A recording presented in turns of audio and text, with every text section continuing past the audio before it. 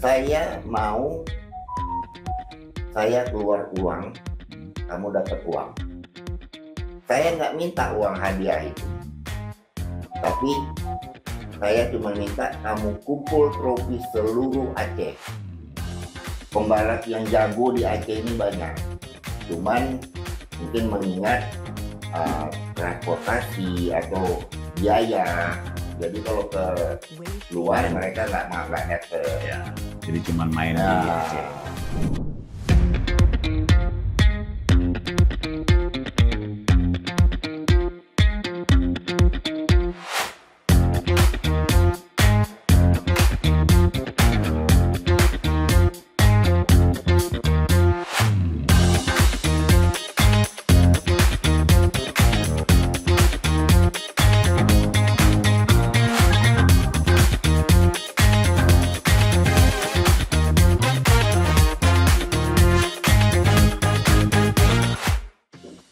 Salam gaspol. Malam hari ini di Perfecto Podcast Channel saya kedatangan tamu asal Sumatera Utara, pembalap legend di dua alam, grass track, motocross dan balap motor. Selamat datang Bang Willy Pua di datang Banda Aceh dan di Perfecto Channel saya. Beliau hadir bertepatan dengan kejuaraan Garbella Bike dan drag race. Iya. Maka di momen ini saya culik beliau untuk hadir di podcast saya karena banyak pengalaman beliau baik di dunia grass track, motocross dan balap motor. Sehat Abang? Alhamdulillah sehat. Udah lama nih saya rencanakan untuk Abang, kapan ini Bang Willy ada tugas ke Aceh. Saya pantau terus melalui GJ saya. Saya lihat di Langsa, di kabupaten lain. Pas, ini saya jadwal pun kok bertepatan juga saya diundang di event tersebut sebagai host. Abang Willy di sini sebagai skrutineri. Maka saya hadirkan beliau. Kita membicarakan tentang otomotif, baik dari perjalanan Abang dari tahun 83 Bang ya? 81. Mulai terjun ke dunia balap 81. Dan itu langsung ke grass track kah dulu? Grass track. Di grass track sampai 89. 89. Ya, saya berhenti, hijrah ke Jakarta. Di situ saya belajar di Ancol waktu itu, sirkuit Ancol. Jadi datang ngelihat orang latihan. Kalau di Ancol itu setiap minggunya ada event yang dilaksanakan oleh Polda Sumut, Medan Prapat. Bapak saya pilotnya pakai sepeda motor tuh, time rally-nya sepeda motor. Rally sepeda motor. Ya, jadi bapak saya navigator, kakek saya itu bapak saya pilotnya, drivernya. Ya. Nah, kakek saya navigator, bisa dapat juara 3. Itu eventnya berskala bukan hanya Sumatera, Bang? Sumatera. Jadi yang diadakan dulu Polda ya, Polda Su. Itulah, jadi pulang saya dari Jakarta, saya di Jakarta kan ikut paman. Tidak mengenal dunia balap sama sekali. Cuman kalau paman lagi keluar, saya lari ke Ancol, bawa mobil lari ke Ancol, ngeliat orang latihan, cari teman. Karena hobi kita. Basicnya itu balap. Ya. Jadi ketemulah saya sama Aha Motor.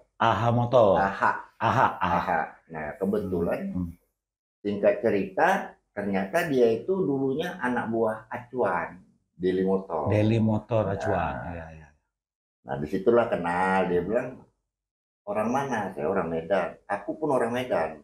Nggak mungkin, nggak kenal. Saya kan main grass track. Saya gini. Oh, tahu. Jadi sini ngapain? Saya bilang, ada. Mau latihan, mau coba? Boleh. Coba. Coba dia kasih pinjam motor. Ya, sekedar coba-coba aja. Nah, pulang dari Jakarta, sampai di Medan ada Yamaha Caprice untuk pertama kali. Waktu itu judulnya Marlboro Yamaha Road Race tahun 91. Kan? Ya.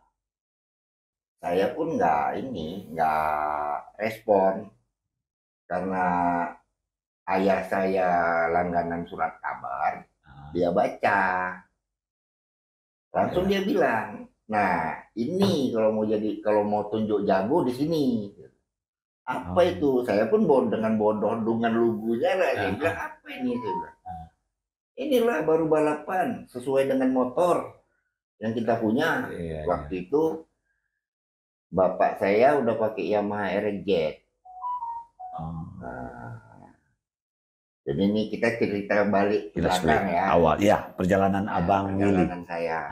Jadi saya bilang, aduh, nggak ada duit saya. Waktu itu saya udah berumah tangga. Saya berumah tangga tahun 89. Jadi dibilang papa saya, pergi sana tanya ke pendaftaran berapa biaya pendaftarannya. Aku yang bayar. Wow, berarti didukung lah ya. Memang support. Ya di grass track juga kemana saya balap, papa saya tetap ikut. Tetap mendampingi saya kemana-mana. Pergilah saya ke Yamaha waktu itu. Eventnya di Binjai. Saya tanya ke showroom cabang Binjai. Bisa bang daftar di sini? Saya daftar. Ternyata scrutineering-nya hari Sabtu di Yamaha Center Medan. Nah, kan gitu. Jadi berdasarkan formulir pendaftaran, saya datanglah ke Yamaha Center. Tapi di Yamaha Center rupanya kawan semua di sana.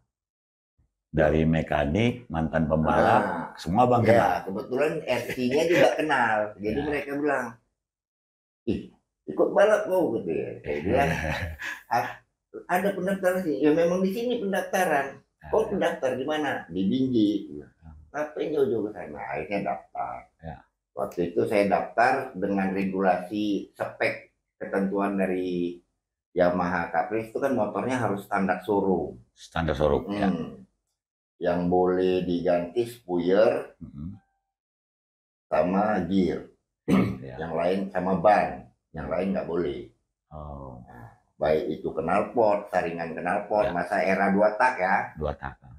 Sampai dia punya blok head cylinder juga nggak boleh diganggu. Bawaan dari showroom. Jadi di situ main lah. Waktu main itu ada saingan saya, kebetulan dia udah almarhum.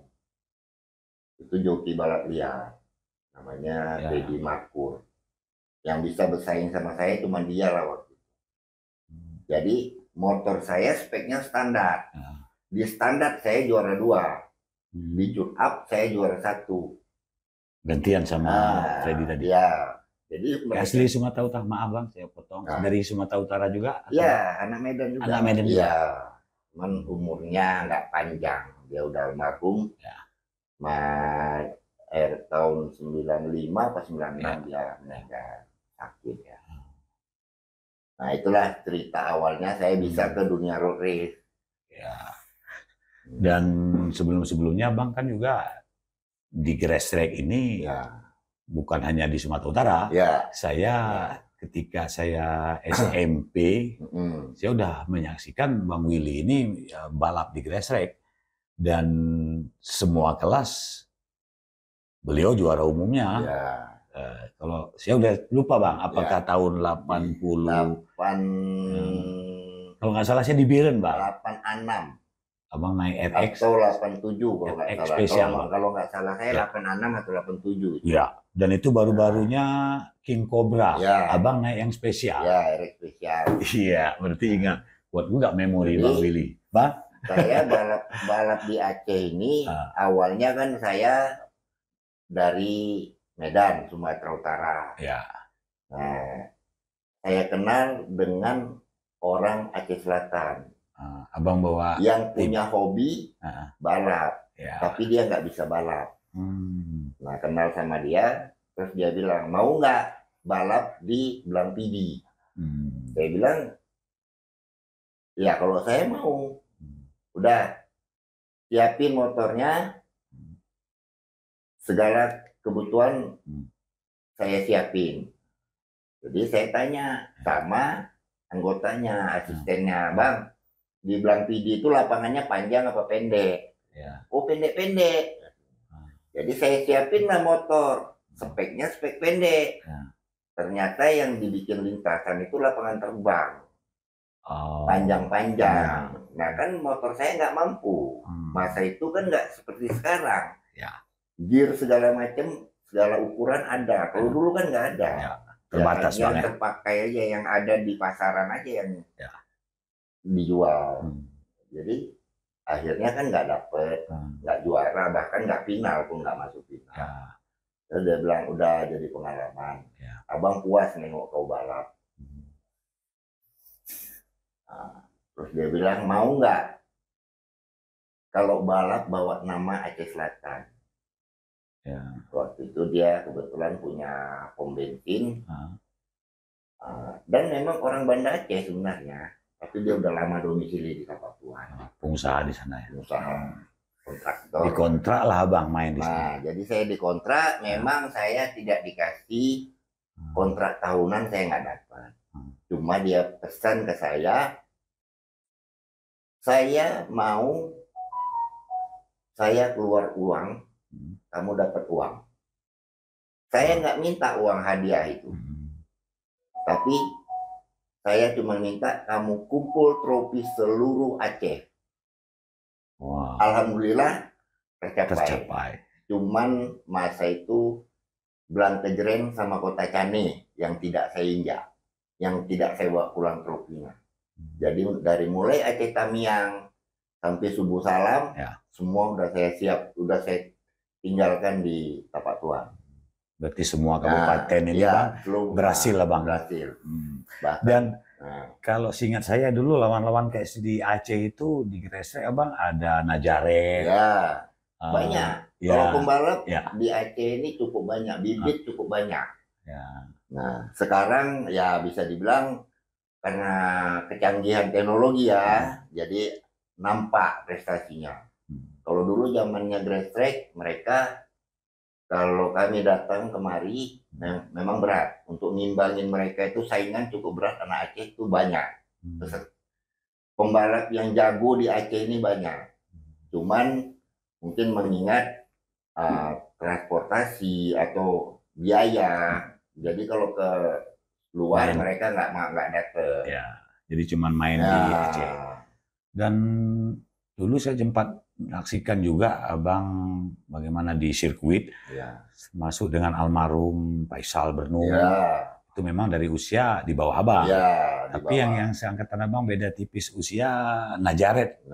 Dan ada lagi. Kalau rating saya itu Arifin. Yang masih ada sampai sekarang yang selalu jumpa sama saya setiap saya ke Banda Aceh, Agam. Kebetulan dia bidangnya sekarang udah di karate. Kalau tidak salah dia Korwil ini Bang. 2 tahun lalu kemudian Korwil ini Kota Banda Aceh.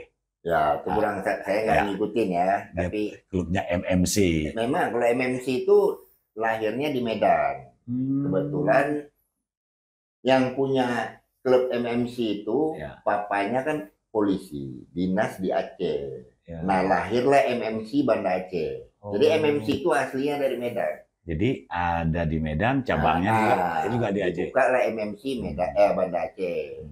Dan Agam itu juga legenda juga Bang. Nanti satu saat saya undang juga. Baik pembalap-pembalap lainnya, ada Najaret juga. Nanti insya Allah kita undang. Dan Bang, ini terkait Abang hadir hari ini kan karena untuk scrutineering ya?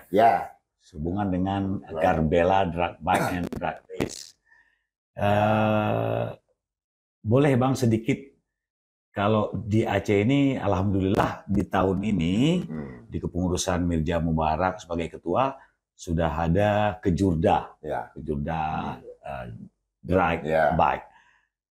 Kalau Sumatera Utara, provinsi tetangga mungkin lebih duluan ya, Bang ya? Lebih duluan. Udah lama. Tahun berapa itu, Bang? Lebih sekitar tahun 2, kalau drag race-nya, bike drag race itu, kalau di Medan itu dari tahun 2014 sudah ada. 2014? Ya, 2014 sudah ada. Ya. Dan frekuensinya kan nggak seramai sekarang. Ya. Kalau dulu setahun 2 kali, paling banyak 3 kali. Sekarang bahkan tiap bulan. Ya. Bisa sebulan 2 kali. Ya. Bahkan di Aceh, Bang, karena masih baru, juga animo adik-adik pembalap ini saya lihat antusias sekali. Betul. Bahkan sampai 400-500 starter, Bang. Cerita sedikit, Bang. Drag bike ini awal, kalau saya lihat baca-baca kan dari balap liar ya. Iya. Karena drag bike ini mengarahkan komunitas balap liar supaya ke jalan yang benar. Ke jalan yang lurus. Selama ini mereka sesat, Bang. Iya, bisa dibilang sesat. Kenapa? Risikonya besar. Betul, Bang. Mereka mainnya malam. Iya. Iya kan? Ya. Di jalan lintas utama. Ya. Kan mengganggu lalu lintas. Betul. Mereka mau start, semua truk apa semua di stop. Wow. Jadi kan dengan adanya ajang resmi, nah otomatis kan mereka pun mulai berkurang. Ya. Nah makanya kita ini selaku panitia harus pinter-pinter membuat kelas. Nah, jadi kalau kelas utama yang nasional kan sudah ada. Ya. Nah kita di daerah kita bikin sporting kelasnya. Sporting kelasnya itu kalau bisa dengan modal sekecil mungkin dia bisa ikut. Iya. Berarti maaf, Bang, saya potong. Kembali ke daerah masing-masing. Apabila di daerah tersebut mungkin dominan adik-adik ini sukanya main metik. Ya. Kita banyakkan kelas metik. Itu untuk yang kelas sporting. Iya, kelas sporting. Tapi kalau kelas kejurnas kan udah ada. Wajib. Udah ada regulasi. Udah ada regulasinya. Ya, betul. Nah, apalagi bracket. Macam bracket itu kan yang sekarang ini, yang selama ini berjalan. Dia dari 8,5, 9,5, 10, 10,5, paling banyak pun 11. Ya kan? Nah, kalau saya lebih setuju lagi bikin 11,5 dan 12. Kenapa? Motor standar masih bisa ikut. Jadi maaf cakap, kalau misalnya dia sekrut, dia nggak bisa. Kalau di Medan itu kebanyakan balapannya itu jam 11. Karena siang hari Minggu. Karena pagi itu mobil dulu, drag race dulu main. Selesai drag race baru sepeda motor, drag bike. Nah, istilahnya ya bukan ini. Motor itu dipakai belanja pun hari Minggu pagi masih sempat, ya kan? Nah, jadi nggak usah dikutak-katik. Nah, dia tinggal bersaing dengan diri dia sendiri. Kalau drag bike itu kan bersaing dengan diri sendiri. Apalagi bracket, nggak perlu kenceng motornya. Nah, yang penting ketepatan waktu. Dan itu kadang-kadang faktor keberuntungannya ada, Bang. Tidak perlu memang pembalap punya nama. Belum tentu pembalap senior main di bracket itu bisa menang.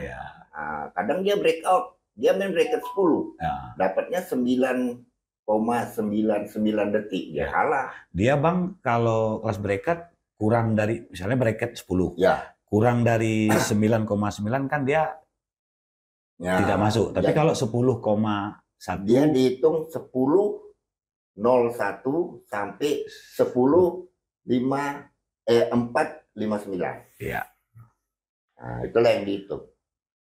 Dan satu, Bang, ini saya dapat dari baca-baca juga, dari handphone, bahwasanya ketika Bang Willy hadir di event drag, saya lihat pembalap ini, adik-adik ini, maaf, tanpa ragu mereka selalu hadir, saya lihat, di Sumatera Utara, di Aceh.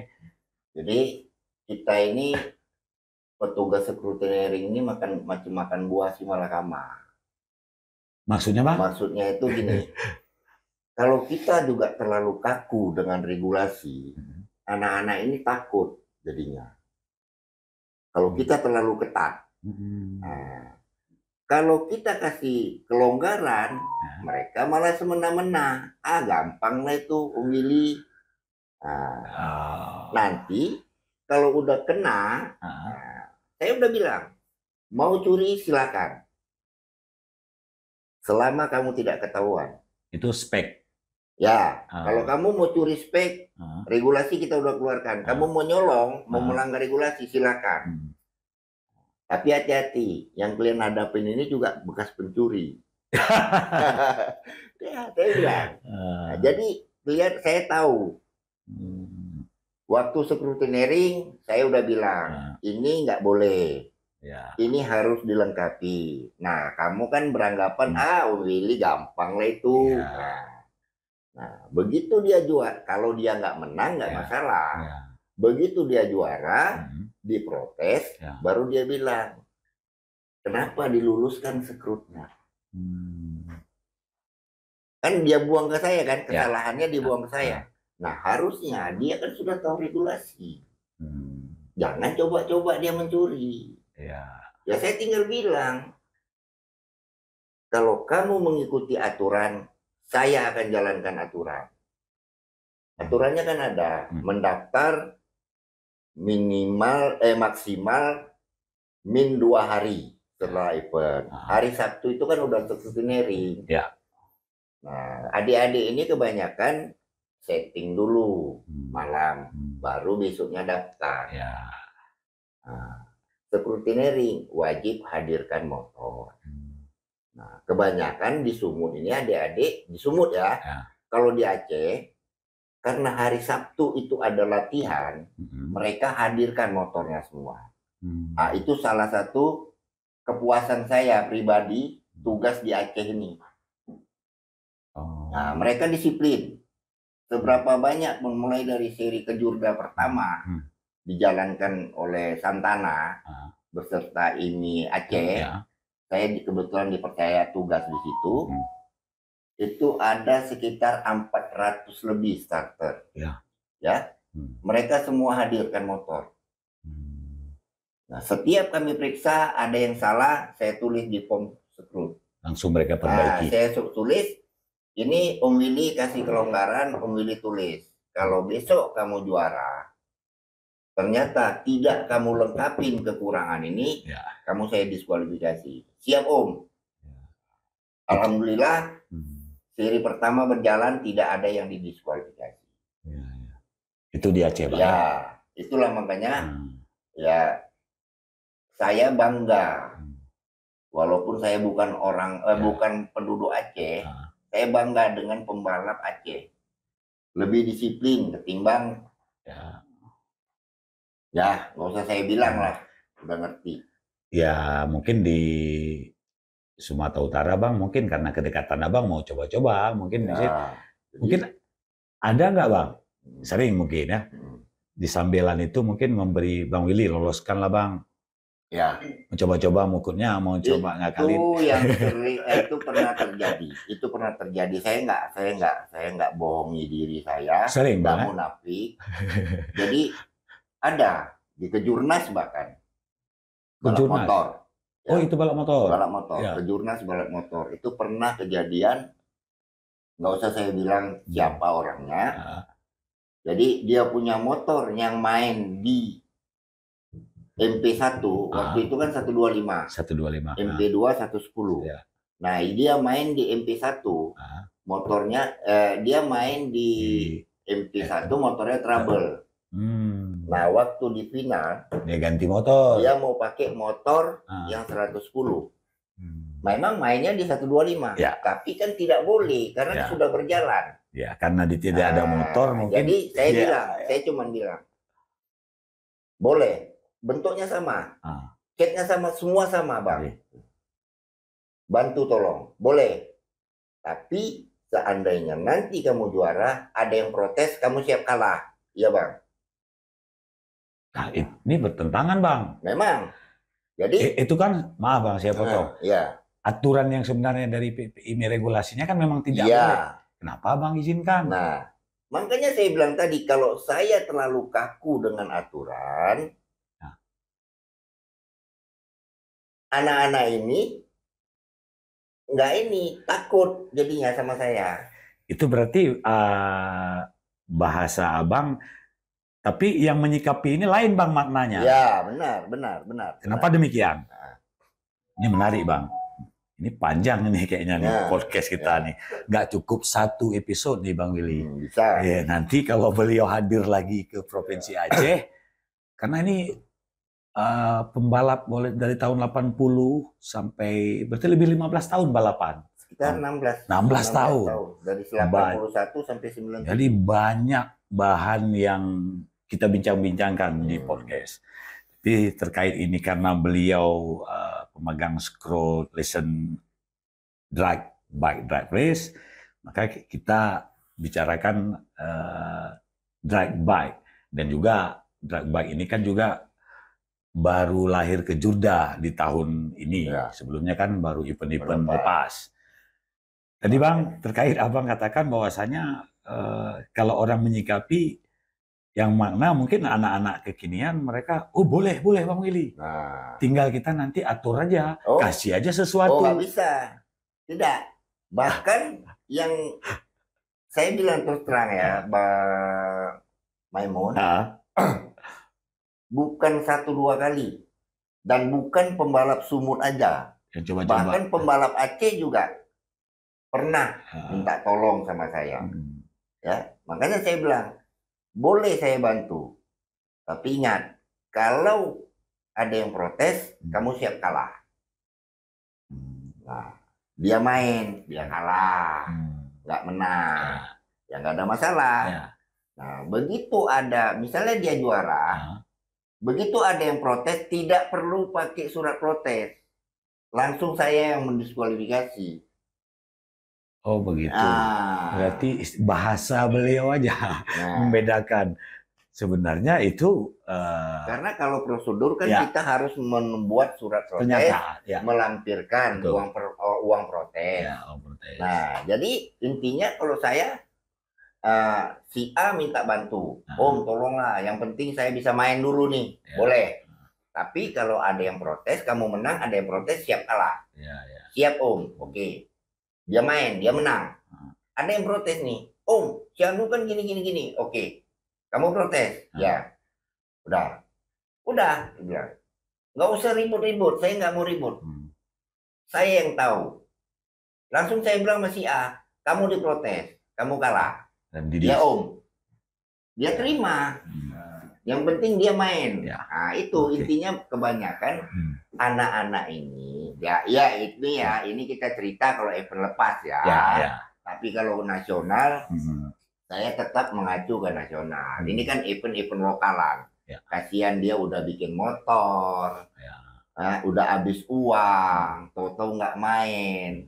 Karena saya juga merasakan 16 tahun itu, saya udah bikin motor, berangkat jauh-jauh keluar kota, sampai di lokasi mau main motornya trouble. Nah, coba. Jadi kita belajar dari masa lalu kita. Jadi kita ini pengalaman sendiri Bang ya. Sekalian mendidik mereka supaya mereka bisa lebih besar. Jangan dia hanya balap lokalan. Kalau bisa dengan pengalaman. Ya, kemarin juga baru kejadian kok di Langsa, ke Jurda, drag bike Aceh seri 4. Ya, itu ada anak Medan. Datang main. Setelah dia juara 3 dan dia motornya 1. Juara 3 dan juara 4. Nah, yang protes anak Langsa, motornya 1. Juara 5, juara 6. Otomatis kan kalau protesnya lulus, dia naik nih jadi juara 3, juara 4. Nah, ternyata tim sekrutnya memang dia menyalahi regulasi. Jadi didiskualifikasi. Kebetulan motornya itu saya kenal yang punya motor. Lapor ke saya, telepon, marah-marah. Bang, aku kok gini.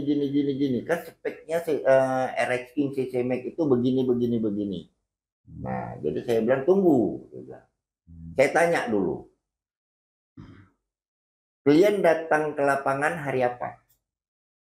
Kami dari sini malam minggu bang, sampai di sana minggu jam 6. Saya bilang, apapun ceritanya, kalian salah. Kalian tidak ikut briefing, tidak ikut scrutineering. Oke, scrutineering dibantu, ya, karena kalian dari luar kota, dibantu di Aceh itu.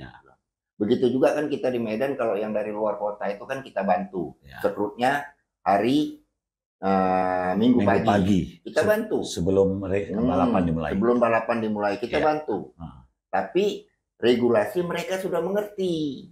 Nah, kenapa kalian tidak tanya dulu regulasi di Aceh untuk CCMEC gimana? Betul, Pak. Jadi saya nggak bisa bela, dia bilang. Yang jelas kalian salah. Dalam aturan kalian udah salah. Jadi jangan berkeras. Aturan tegak lurus banget. Ya, seperti jalan yang lurus juga. Bang, balapan drag race ini kan saya lihat dibaca di media Indonesia sama Thailand yang memang sekarang lagi gila-gila lagi gila. Indonesia Thailand. Bahkan sampai ada fight battle Indonesia Thailand. Dan yang menariknya Bang, di Thailand ini bahkan 1 minggu ada malam, ada pagi. Apa yang berbeda, Bang? Kalau ini kan bisa bilang kalau event itu yang mereka yang lagi viral-viralnya ini kan pertarungan bergengsi.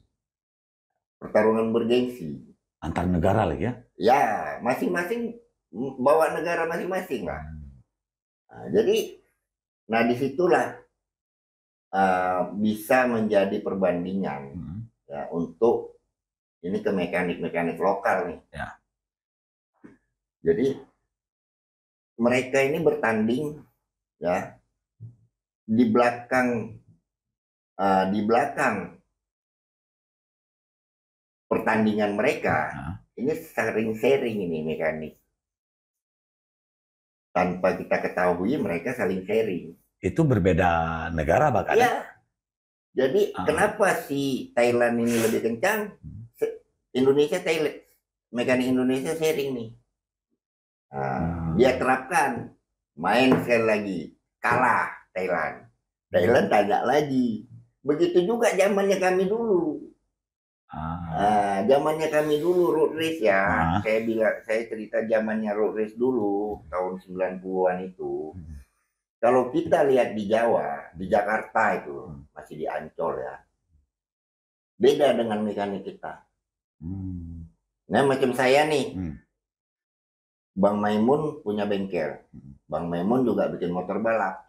Saya datang, Bang Maimun lagi tuner blok nih, blok silinder. Begitu saya datang, Bang Maimun tutupin nih. Ada apa, Il? Bang Maimun nggak mau nunjukkan. Nah, kalau di Jawa, pembalapnya berantem di sirkuit, mekaniknya ketawa-ketawa di pedok, di pitnya. Nah, kalah motor lu. Nah, selesai main, saya yang kalah, saya nanya ke Bang Maimun. Bang Maimun speknya gimana? Bikin ininya ambilnya berapa gitu. Nah, oh ini begini. Bang Maimun nggak pelit ilmu. Saya bikin. Saya punya, ke depan saya punya menang, Bang Maimun kalah. Nah, jadi peningkatan teknologi itu ada. Nggak bisa disamakan dengan sekarang. Kenapa saya bilang begitu? Sekarang ini kan udah perang teknologi. Bukan seperti dulu ya, era kita enggak. Kenapa? Kita mau beli barang dulu nggak ada.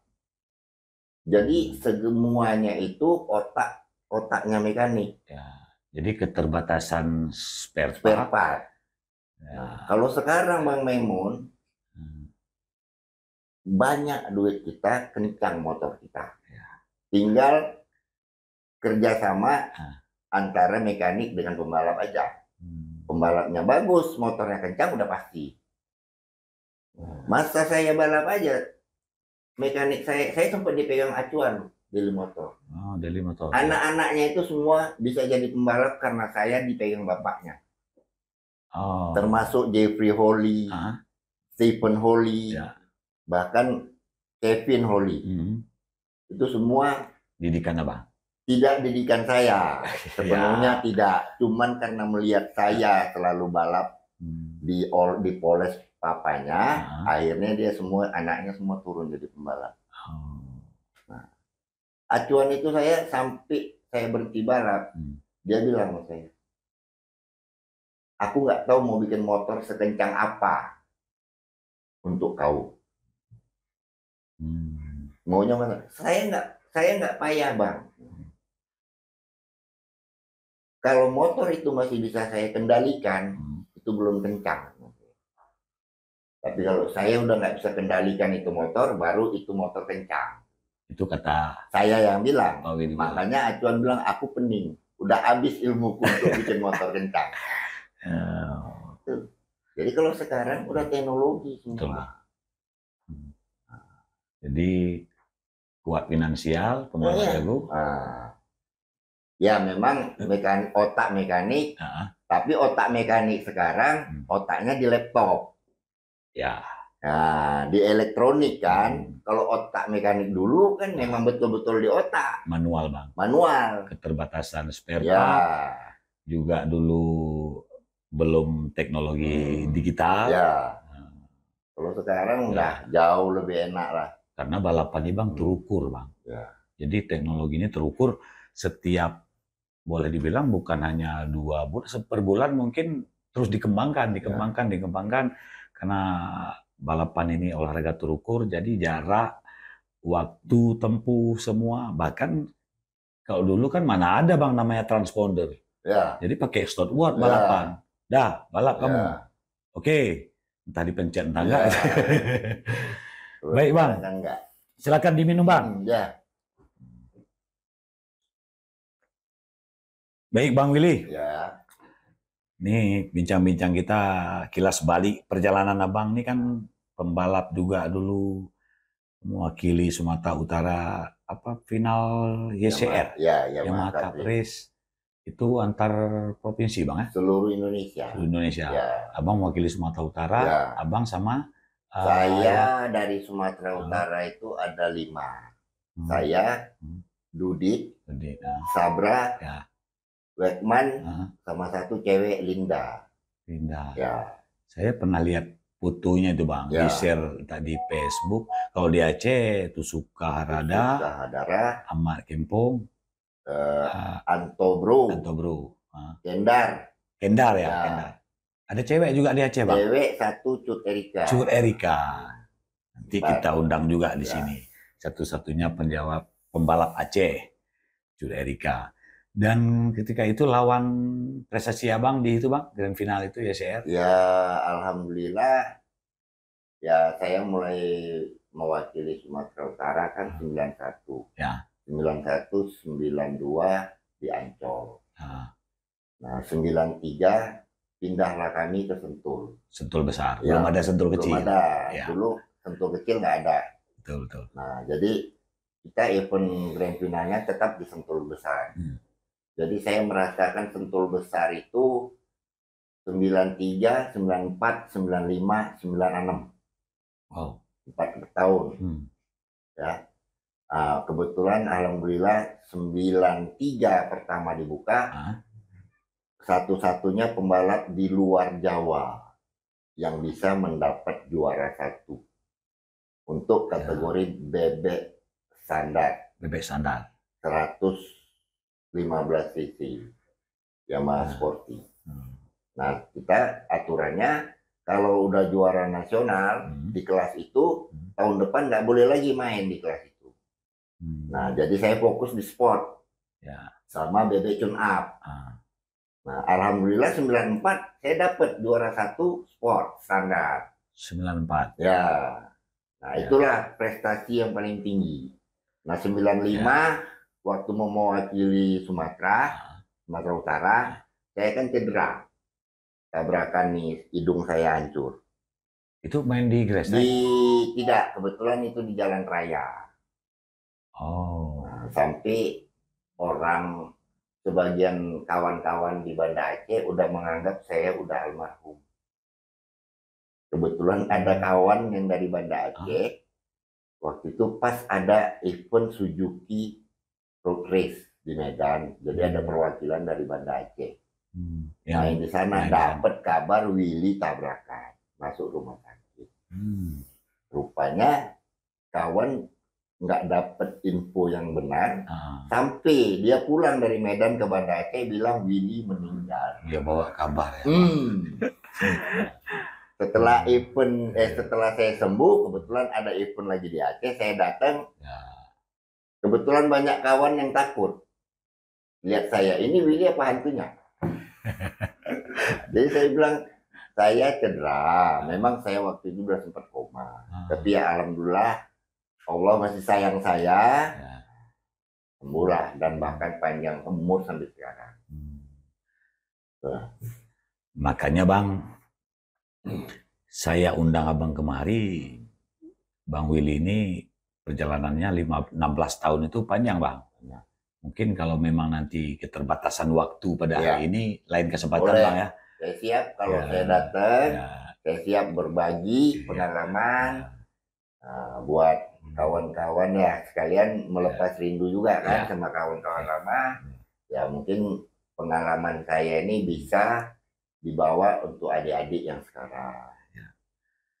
Sedikit Bang, kalau untuk di grass track, lawan-lawan Abang di Aceh itu waktu dulu Bang yang memang jadi rival berat di sirkuit. Di sirkuit ya dulu masih ada Anto Bima. Anto Bima. Ya.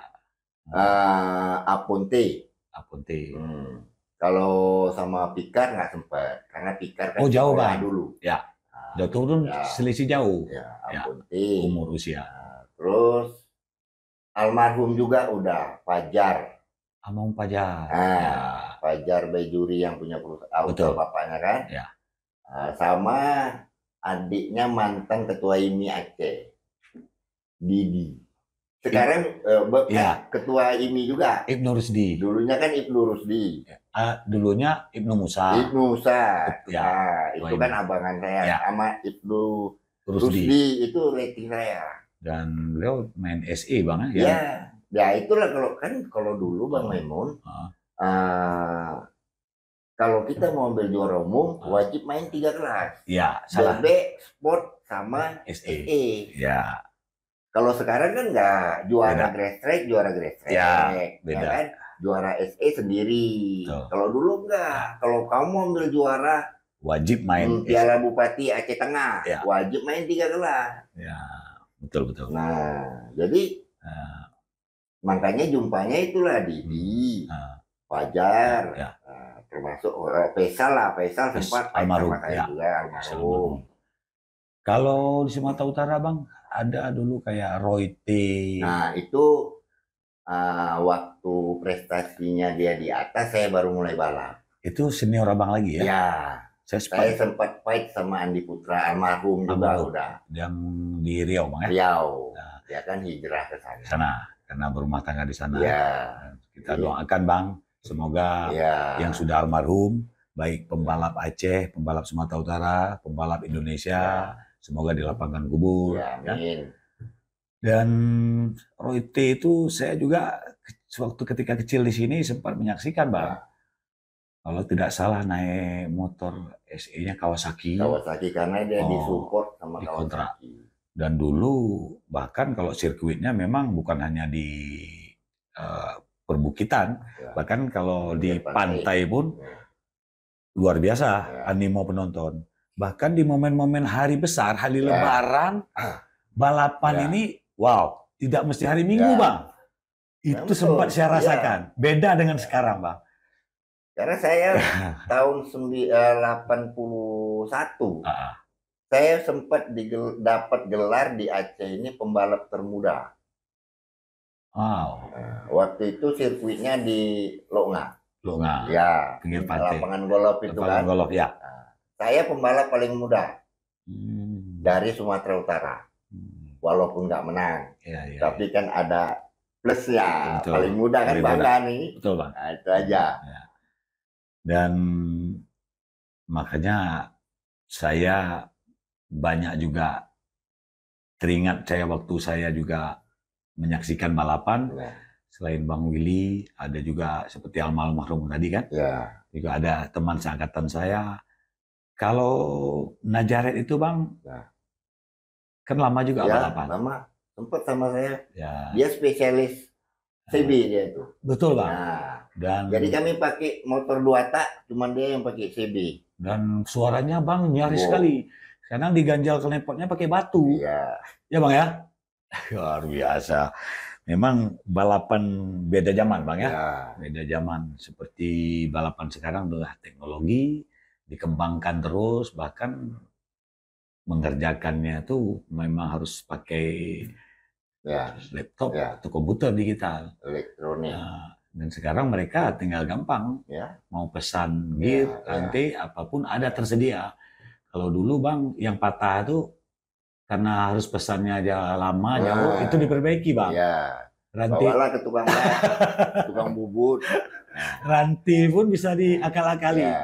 Jadi kalau dulu kita main grass track, kan gear RX Special, RX King itu kan nggak ada yang gede. Betul. Paling gede kan 43. Betul. Kita mau pakai 51, paksa TS punya, dibubut, tengahnya dibuang, baru RX King punya masukin di apa? Dipasang di situ. Dilas lagi. Wow. Jadi ini ekstra lah, kerja keras otaknya, mengakalinya itu. Menurut Abang nih, balapan baik race track maupun balap motor di era yang membedakan sekali menurut Abang di era Abang dengan yang era kekinian Bang. Apa yang kalau menurut saya jauh kali udah perkembangannya sudah jauh. Dulu dengan sekarang itu udah jauh sekali perkembangannya. Jadi kalau sekarang ini memang betul-betul atlet itu dituntut fisiknya, staminanya, satu lagi juga kedisiplinannya. Kalau masa-masa kami dulu, besok mau balap, malam ini begadang pun nggak apa-apa. Paling balapnya 5 lap, 6 lap udah siap. Kalau sekarang mana bisa? Staminanya harus betul-betul.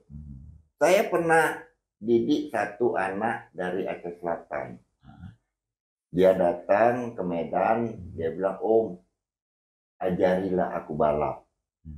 "Kamu udah pernah balap?" "Udah sering balap, Om. Tapi hanya menang kalau main di tapak tuan." Juara lokal. Kalau main keluar nggak pernah menang. Saya cuma bilang, kalau memang kamu mau balap, motivasi kamu apa? "Aku mau jadi juara, Om." Ini enak. Kalau dia bilang, "Aku mau jadi juara," itu enak gemblengnya. Ayah suruh datang ke Medan, jumpain saya. Kebetulan ayahnya itu kenal sama saya, masa saya balap di tapak tuan dulu. Jadi dia bilang, "Udahlah, dia gini. Boleh Bang, tapi harus ikut aturan saya." Saya nggak mau, kalau memang dia mau jadi pembalap, dia harus rutin olahraga, renang dan lari. Cuman itu aja saya minta. Fisik Bang ya? Nah, motor serahkan sama saya. Abang siapin uangnya. Alhamdulillah, 2 kali aja balap. Ada kejurnas di Aceh, kejurnas grass track dan motocross di Aceh, kebetulan di Lanut itu. Sirkuitnya sirkuit baru yang di tengah dibuat di Lanut. Alhamdulillah dia dapat juara 3 BB 4 tak sama juara 2 BB 2 tak 115. Jadi saya bilang, udah, kamu udah punya prestasi, kamu jalan sendiri. Nggak mau Om, masih mau Om bimbing, boleh. Karena saya udah mulai dengar, dia kan udah kuliahnya di Medan. Saya dengar dia udah mulai begadang. Memang tidak dugem. Tapi kalau teleponan namanya sampai jam 2 malam itu kan sama dengan begadang. Tidak disiplin Bang ya. Jadi saya bilang, "Bang, saya udah nggak sanggup bina anak Abang. Kalau gitu motor bawa ke tapak tuan, kirim balik ke tapak tuan." Itu anak sampai sekarang Ya. nggak bisa lupa sama saya. Kalau ke Medan tetap cari saya. Ya. Sampai dia bilang kepengen punya guru seperti dulu. Tapi kalau dia datang, Om ajarilah aku balap. Motivasi kamu apa? Supaya banyak kawan. Kalau kamu mau banyak kawan, suruh papamu buka bengkel. Duduk di bengkel, banyak kawan pasti. Datang, Pak ya? Iya. Ya. Ngapain kamu balap? Buang duit tapi nggak berprestasi. Oke Bang, terima kasih Bang Willy Ya. atas kehadirannya di Perfecto Podcast Channel. Ya, amin. Semoga Bang sehat, ya, diberikan umur panjang, amin. Dan terus bisa memberikan kontribusi positif buat dunia otomotif di Aceh, Sumatera Utara, dan nasional. Ya. Guru bagi kita semua tentunya, amin. Bang Willy Puaha. Ya. Terima kasih. Baik. Akhir dari perjalanan bincang-bincang saya bersama Bang Willy. Nanti kita undang kembali ketika mungkin saat beliau event lagi di Aceh, beliau hadir di Aceh, kita undang di Perfecto Podcast Channel. Sampai jumpa di episode lainnya bersama bintang-bintang tamu lain. Dukung terus, mohon dukungan, subscribe, dan like dari Anda. Sampai jumpa. Adios, amigo. Perfecto. Gaspol.